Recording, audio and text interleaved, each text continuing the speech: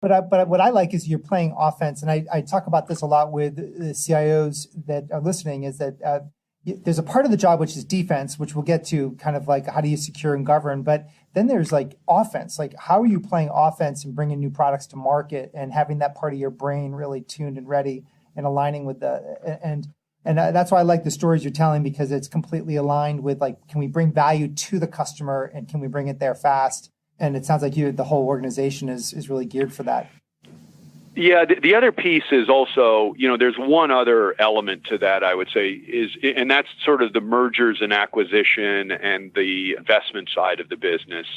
Most very large tech companies, whether it's a Cisco or a Microsoft or Google for that matter, they have very large investment portfolios. They make typically investments that are synergistic to the portfolio of the company or something that they think would be impactful for clients. But, it's a big part of their business and they see it as an innovation driver as well.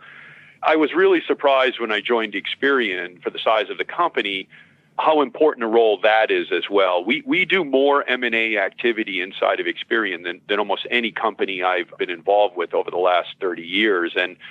But we're not nearly the size of a Cisco or a Microsoft. But it's so important right now to be aware of the technology that's coming out of Silicon Valley or any other incubation zone, because there's disruption sort of occurring everywhere. And, what I tell a lot of people that ask me, what keeps me up at night? What keeps me up at night is the unknown. It's not the competitors that I can see in the rearview mirror and I know are there. It's the fintechs and the startups that are coming up in the rearview mirror at 1,000,000 miles an hour that keep me up at night. And I think we do a very effective job of having part of the organization also sort of canvassing what's happening out in the industry and making strategic investments and acquisitions that are very synergistic to what we do and allow us to keep a pace of innovation that's considerably faster than it would be if it was purely organic. So that's the other piece that I think is worth mentioning. Yeah, I love that. So what you're kind of in summary of offense is you've got the lab, it's working tightly with the ops group, your group, you guys are lockstep there, and then you've got M&A activity to make sure that you're partnering financially with those potential disruptors that are coming down the pike instead of ignoring them. Yeah, you got it. All of those are spot on.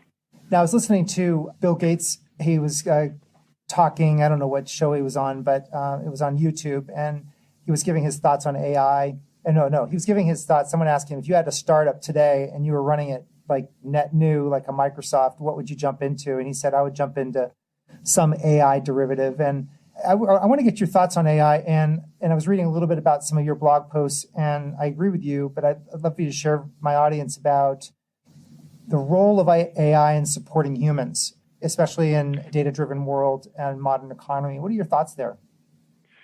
Yeah, so I do think we're still in the early stages of the conversation, but it's clearly one of the next big things. And, you see it every day. I mean, I don't know about, I think I have 8 Alexa devices in my house and 4 Google Home devices in my house. I mean, literally every single room has some form of voice activated, AI device, in the house that controls anything from the televisions to lighting or the alarm system. I mean, they've just sort of become ubiquitous.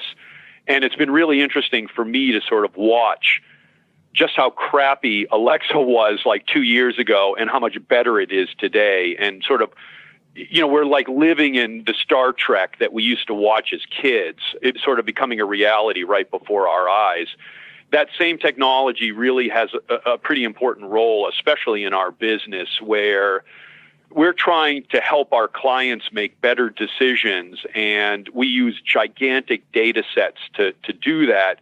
But we actually are creating models now on the business side that actually get more and more intelligent over time and learn behavior and learn people's patterns based on historical data and get smarter and smarter so that we can provide more effective decision-making products to clients. But we also use technology that helps us from a machine learning perspective every day in just running the operations and running them smarter. So we're constantly changing what normal looks like in the data center, for example. So we're always monitoring systems from a security perspective to look at things like disk I/O and CPU utilization and network traffic and there's a whole slew of sort of measurements that we do, and these things all have to be measured. They can't be measured or looked at by a human because they just don't have the ability to analyze the data quickly enough. So we use a lot of different tools that analyze that data on a nonstop, constant basis. And these tools are constantly sort of evaluating what normal is and resetting what normal is based on volumes and based on behavior and based on tweaking of the algorithms that they contain. But I would say our ability, for example, to detect fraudulent behavior or bad actors or some type of disruptive behavior gets better and better, pretty much every month, because the things that are normal, that definition of what normal is constantly being tweaked to get smarter and smarter. So, these are really simple examples of sort of using machine learning in different capacities. I think we're very much at the tip of the iceberg. We finally are starting to see compute models and tech software that's available that can take what used to be only doable by a PhD and put it into the hands of sort of a regular, somebody with basic software development skills. And it's also, as a discipline, you're seeing more and more people come out of universities with expertise in machine learning and artificial intelligence, where that used to be more of a highly specialized sort of expertise. And let's face it, this is something we've been talking about for decades. I would say that over the last 10 years is when it's really started to become a reality for us. Yeah, I mean, especially in your world, Barry, because I mean, ditch diggers, when my grandfather came over from Ireland shoveling coal in a steamship, there was one shovel, one human being. But then, the steam, then you have the backhoes and you have front end loaders and you got big capabilities of digging holes faster and that develop. And it's just all of a sudden the humans are in a different level. Now they're running a bigger steam shovel or a front end loader. So it's interesting how these machine learning algorithms, when deployed, are essentially going to reduce the human need for the expertise, and it becomes a higher level thinking on solving the problems. Yeah, I absolutely agree. I remember probably 15, maybe 20 years ago when the outsourcing phenomenon was becoming a pretty big thing, and people were offshoring a lot of work. There was this huge fear about the loss of technology jobs in countries like the United States or the United Kingdom. And so it resulted in kind of the opposite effect, which was people started shifting directions and getting degrees in other professions. And all of a sudden we found ourselves with a huge shortage of software engineers in the United States, because people had decided, well, this isn't going to be a viable career path, any longer. And people could not have been more wrong about that. And ultimately the system self-corrected itself.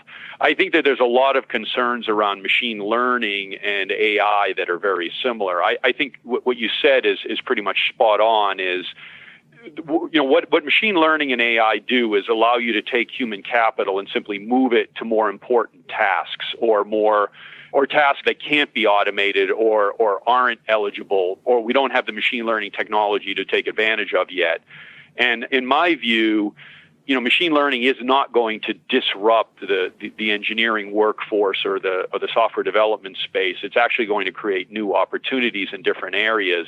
It's another one of those things like outsourcing, where it's simply going to move the demand to other areas. And I don't mean geographical areas, I mean other disciplines. But I hear people sort of worrying about the impact. Now, it will potentially dislocate certain jobs, but it's certainly going to create a whole new class of new jobs at the same time. As we get wrapped up here, I wanted to just shift gears from kind of the offense, kind of new exponential technologies, into talking about defense with threat management and governance, and just get your thoughts on threat management. And generally, just a quick story. I had a 4,000 user customer of ours, and they're really not engaged with us deeply at all yet. It was just a small engagement that we were working with them on. But their whole network got taken down by a catbot virus, piece of malware that got pulled in from OneDrive, a public OneDrive. bypassed the security systems, boom, and they were offline for 4 hours. And a whole fleet of security engineers, a whole fleet of network engineers, all the fancy technologies. And I was sitting down with him, I said, well, security is now about recovery as much as it is about the actual running of the systems, like how quickly you can get back online. And I'm just curious how you approach from a worldwide organization, the visibility all the way up to the board. Like, how do you strategize around security, and how do you respond to board that says, are we secure? Are we secure, Barry? Yeah, you raised a lot of really good points. In our case, obviously security is probably the highest priority because we house so much important information on consumers around the world. And I will say, and I'd be surprised if anybody disagreed with this, but the threat landscape is growing. It's not shrinking. I mean, we see threats typically from three different areas: nation states, which are on the increase, and one of the most problematic. I mean, let's face it, if the Red Army or the Kremlin wants to breach your environment, they can throw an enormous number of resources at it in order to accomplish that. The second would be organized crime, which is sort of trying to monetize whatever they can get their hands on, through cybercrime. And then the third would just simply be malicious bad actors that are trying to make a name for themselves or something like that. But, we obviously see all of that every day. I think a lot of companies, I believe, are under the impression that if they put up a strong enough fortress, they're not at risk of being breached. And our goal is obviously to prevent, anybody from getting in that we possibly can. But I think it's a bit naive to assume that, that nobody's ever going to get in. And so I think you really need a multi-pronged approach to this.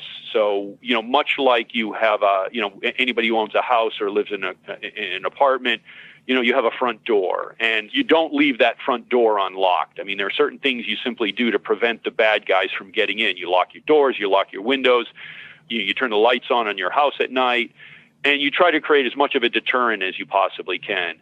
But, being realistic, somebody can break a window, somebody can jimmy the lock. I mean, there's any number of things and if somebody wants to get in bad enough, they may find a way. And in technology, we live in a very similar world. No matter how strong your approach is, there's always that risk that somebody finds a vulnerability or some area of exposure and manages to get into the environment. And that's where the next most important thing is, and this is where a lot of companies literally don't make any kind of an investment because they invest everything on the prevention, is how do you detect if a bad actor is in your environment? How do you know that somebody has, gotten through the front door? And in your house, you have an alarm system, and, the alarm goes off and that alerts you that somebody's inside. There's similar types of things that we try to use from a technology perspective to provide a similar view. We're monitoring traffic all the time. We look for spikes in different areas, and if we see a spike, we know, the first thing that happens is somebody has to investigate that. That's, we have alarms that effectively will go off to let us know that we believe that there's a risk, that there's a bad actor in the environment.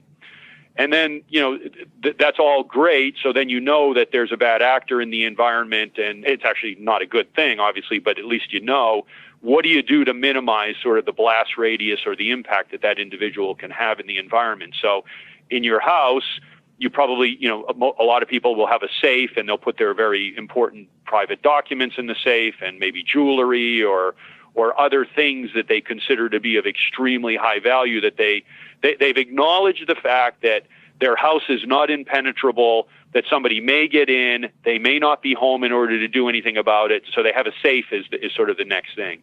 Once again, there's sort of similar analogous types of technology, whether it's encryption at rest or encryption in transit or any other types of segmentation, things that we do to try to minimize the impact if somebody was to get into the estate. So the challenge I think that most companies have is they go very heavily on the first part of this, but they don't do anything on the observation or alert side of things, and they don't have the right types of technology in place to minimize the blast radius if somebody does get into the environment. So, when I talk to other people, or when I talk to, this is often, I've actually had to go to Washington on several occasions and meet with different politicians, and we've talked about this. And, they're always sort of looking for, tell us what you think is important in these areas. And it always, it's always like sort of a light goes off when we talk about all three areas and how important they are. And when it seems to resonate, but it's increasingly a topic of conversation. And I think all three areas really need to be evaluated if you're going to do this right. The middle area you talked about, detecting behavior that is happening, odd spikes, odd movement within, I call that go hunting. You're actually playing offense with your defense right in the middle of the enterprise. And I think that's a healthy way to look at it. It's sort of like someone's come through the metaphorical castle. They've crossed the drawbridge, got past the first line of defense, and now they're sneaking through the commoners areas. And like, how do you detect them? And I call that go hunting. And it sounds like I know people call it different words, but it sounds like that's an interesting area for you. I mean, we literally have two different teams that literally go hunting. I mean, we have one that we call a red team, which is internal to Experian, which, is part of my organization that basically is compensated on their ability to get into one of our externally facing applications. Their job, literally, without telling anyone, is to try to break into one of our existing applications. That's all they do all day long. That's their job. We also do an enormous amount of pen testing where we use external organizations and ask them to try to break into an application or find vulnerabilities. That literally is hunting. I mean, they're literally going on offense in order to play defense. So it's a perfect analogy. Just as we get wrapped up, I have a theme I wanted to ask you about, what your thoughts are. I talk about the human immune system, and that, if we get a cut on our hand, our whole body is aware of this cut, but it's a lot of deployed automatic resources directly to that cut to both heal it, and then we externally have to triage it, usually with a Band-Aid or stitches or something like that. But there's a triage and a recovery process, but the body's doing a lot of its healing and response. I get a sense that as we move along here, and as these technologies like machine learning and AI come on and can become more mature, that we're going to have our digital systems are going to approach our biological systems from the ability to have a lot of automated response, but then we're still going to need triage with humans and Band-Aids and broken, go to the hospital type things. But it's our biological systems are going to be largely model our digital ones. And we approach our human, like we go through the year as healthy as we are, as healthy foods as we have, how many trips and inoculations we get, we still get sick. And I think that's essentially what's going to happen, and it is happening with enterprise. What are your thoughts about that scenario? Yeah, I think we're there already. I mean, like, for example, we have self-healing networks, and we have redundant systems that can detect, when a storage array is starting to throw panics and is likely to fail, so that it will automatically roll over to the backup device. We have redundancy at the router and switch level, so that if its performance drops below a certain threshold, another device. We have load balancers that sort of look at capacity in a particular area and can reroute traffic if necessary. And then we actually even run the organization in a very similar way to the way your body kind of heals itself. So, for example, if we find that there's a vulnerability in one location, the first thing that happens is there's sort of an enterprise-wide scan of the environment, or somebody goes to the CMDB to sort of evaluate where else there may be exposure, so that we can immediately deploy a bunch of tools in order to remediate an issue that may exist in other parts of the world or may exist in another application based on some report we recently got. I think we're pretty much in that mode. I think we're in the primitive states right now. I mean, the self-healing network is something that's probably one of the more progressive and been around longer than others. But I think that basically applications' ability to heal themselves and hardware's ability to heal itself, or to address failures or faults, is very much sort of the way of the future. And I think we have some of that today.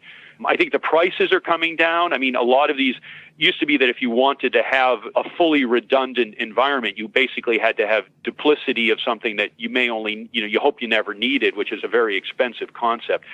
The cloud has actually helped that a great deal. I mean, you can have recovery environments that are in the cloud that you only have to pay for when they're spooled up and things of that nature. So I think there's a lot of things happening around self-healing and remediations that we're benefiting from, both in terms of machine learning, in terms of the use of the cloud, in terms of underlying capabilities that are being built into the technology platforms themselves. So I think it's a good analogy. I think we're already starting to see examples of that.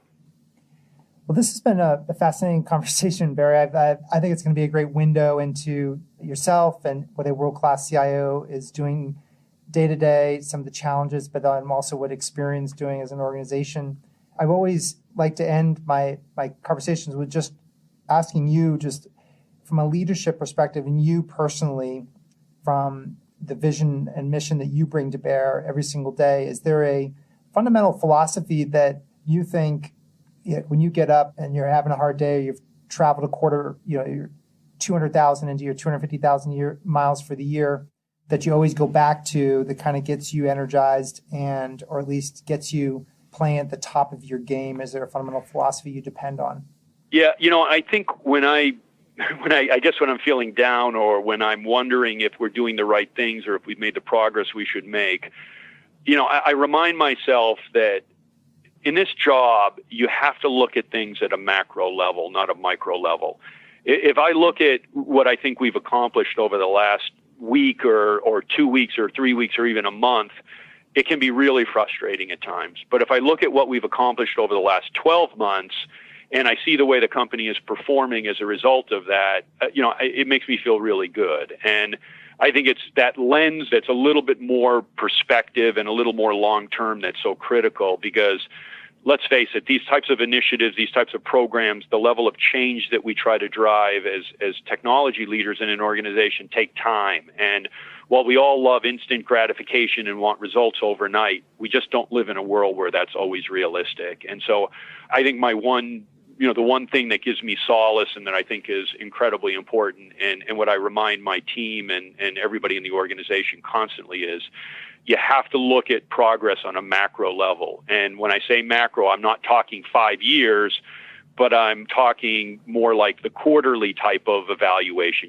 Did we make progress over the last quarter at moving the needle?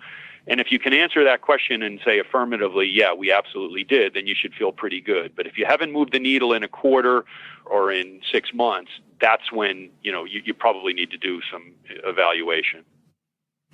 Well, Barry, I really appreciate you coming onto the conversation today. And if anybody had any questions, we're just definitely going to put all the show notes and ways to links to your articles and the organization, and you, if it's okay to put your link to connect with you on LinkedIn. I'm sure a lot of people would like to reach out to you and say hello. Is that a good place to do it, on LinkedIn or Twitter? Yeah.